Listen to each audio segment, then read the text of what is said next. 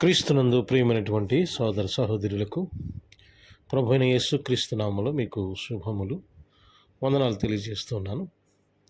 ప్రియులారా, మీ అందరికీ కూడా a nice morning to all of you. దేవుడు చక్కటి దినాన్ని మన జీవితాల్లో అనుగ్రహించారు కనుక దేవునికి ఎన్నో స్తుతులు స్తోత్రాలు మనము చెల్లించవలసిన వారమై ఉన్నాం. ఈ ఉదయకాల సమయంలో దేవుడు మన జీవితాల కొరకు ఆయన వాగ్దానం ఏంటో మనం తెలుసుకుందాం. ద్వితీయోపదేశకాండము 28వ అధ్యాయము 8వ వచనంలో ఈ విధంగా వ్రాయబడింది. నీవు చేయు ప్రయత్నములన్నిటిలోనూ నీకు దీవెన కలుగునట్లు యెహోవా ఆజ్ఞాపించును అనే మాట మనం చూస్తున్నాం. మనము అనేక ప్రయత్నాలు మనం చేస్తూ ఉంటాం. ఈరోజు ప్రియమైన సహోదరి సహోదరులారా, మీరేమి ప్రయత్నాలు చేస్తున్నారో, ఏమి చేయాలని మీరు ఆశపడుతున్నారో, ఎక్కడికి వెళ్ళాలని మీరు ప్రణాళిక వేస్తున్నారో, ఏది ప్రారంభించాలని మీరు ప్రయత్నం చేస్తున్నారు. మీ ప్రయత్నాలన్నిటిలో కూడా దేవుడు విజయము చేయునట్లు ఆయన ఆయన కృపను మనకు అనుగ్రహిస్తారని ఈ వాక్యము ద్వారా మనకి అర్థమవుతుంది. కనుక మీరు ఏ ప్రయత్నము చేస్తున్నప్పటికీ కూడా ఇది జరుగుతుందా లేదా అని మీరు సందేహపడవలసిన అవసరం లేదు. అది మంచి ప్రయత్నం అయితే, అది ఉపయోగకరమైనటువంటి ప్రయత్నం అయితే తప్పకుండా దేవుని యొక్క వాగ్దానం అందుకుని మీరు ప్రయత్నం చేయండి. ఆ ప్రయత్నంలో దేవుడు తన యొక్క కృపను అనుగ్రహించి విజయమును అందిస్తాడు మనకి. సందేహపడద్దు, భయపడద్దు, ఇది ఎలా జరుగుతుందో జరగదో అని మీరు సందేహపడద్దు. కనుక ప్రయత్నం చేయటం మన వంతు, దాన్ని నెరవేర్చడం, దాన్ని దీవించడం అనేది దేవుని యొక్క పని. దేవుడు ఇచ్చిన వాగ్దానం మనం జ్ఞాపకం చేసుకుంటూ మన ప్రయత్నాలన్నింటిలో కూడా దేవుడు సహాయం చేస్తాడనేటువంటి సత్యాన్ని మర్చిపోవద్దు. కనుక ప్రయత్నం చేయండి. ప్రయత్నం చేయటం మానవుని యొక్క లక్షణం.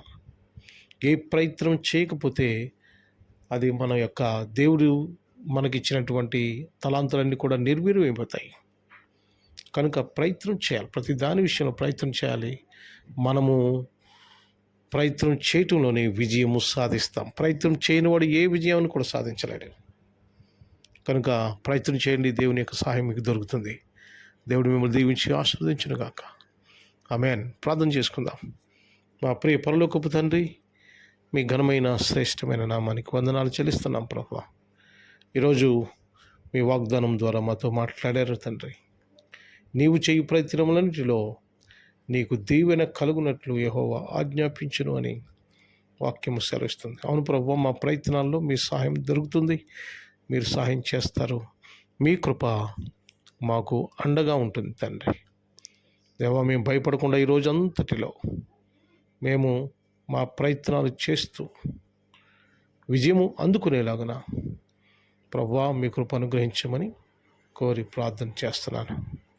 దేవా, మీ ప్రియబిడ్డలు ఈ రోజున ఏ ప్రయత్నం చేస్తున్నారో, ఏమి చేయాలని ఆశపడుతున్నారో, ఎక్కడికి వెళ్ళాలని ఆశపడుతున్నారో, ఏమి కట్టాలని ఆశపడుతున్నారో, ప్రతి ప్రయత్నంలో మీ కృప కాపుదల అందించి దీవించమని ఆశీర్వదించమని కోరుతున్నాను. ఈరోజు ప్రభువా, మరి ఎవరైతే అనారోగ్య పరిస్థితిలో ఉన్నారో వారికి ఆరోగ్యం ఇవ్వండి నాయన. ఎవరైతే ఆర్థిక ఇబ్బందులు ఉన్నారో వారికి గొప్ప విడుదల దయచేయండి ప్రభువా. ఎవరైతే కుటుంబ సమస్యల్లో ఉన్నారో వారికి దేవా ఓదార్పునిచ్చి ఆ సమస్యల నుంచి విడిపించమని కోరుతున్నాను. ఎవరైతే మానసిక సమస్యల్లో ఉన్నారో ప్రభువా, బిడ్డలను విడిపించమని కోరి ప్రార్థన చేస్తున్నారు. ఎవరైతే ఆర్థిక ఇబ్బందుల్లో ఉన్నారో వారిని బలపరచండి ప్రభువా. దేవా, ఆస్తికర్తలుగా చేయమని కోరుతున్నాను. ఆరోగ్యం ఇవ్వండి దేవా. మీ కృపలో భద్రపరచండి. సహాయ సహకారాలు అందించండి.